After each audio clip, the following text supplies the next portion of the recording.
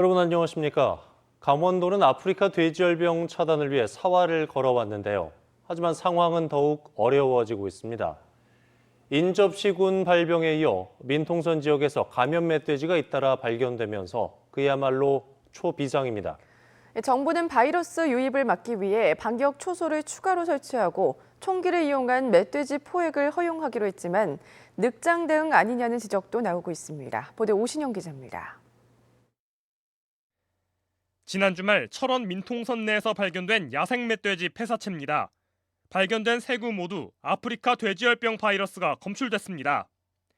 이에 따라 정부는 폐사체가 발생한 일부 지역을 집중 사냥 지역으로 지정하고 경계 지역까지 포획과 사살을 허용하기로 했습니다.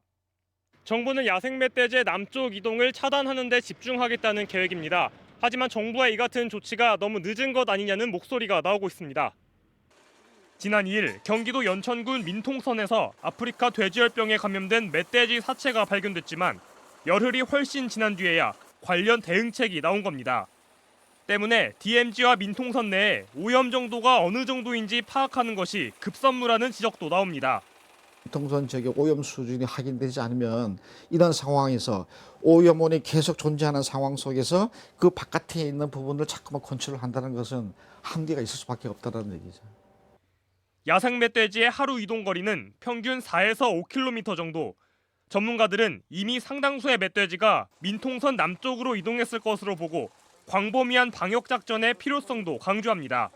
가능성이 있다면 더 밑에서부터 위로 좁혀가야지 자꾸 거기서 발생 지역 중심으로다가 이게 정책이 세워지면 이미 내려와 있는 놈은 어떻게 할 거냐는 거죠. 강원도 전체를 보고 가야 된다는 거야. 화천과 고성은 민통선 내 야생 멧돼지에 대한 포획과 사살 작전에 들어갈 계획입니다. 하지만 철원과 인제 등 일부 지자체는 환경단체 등의 반발로 멧돼지 포획이 지연될 것으로 보입니다. 지원 뉴스 오신영입니다.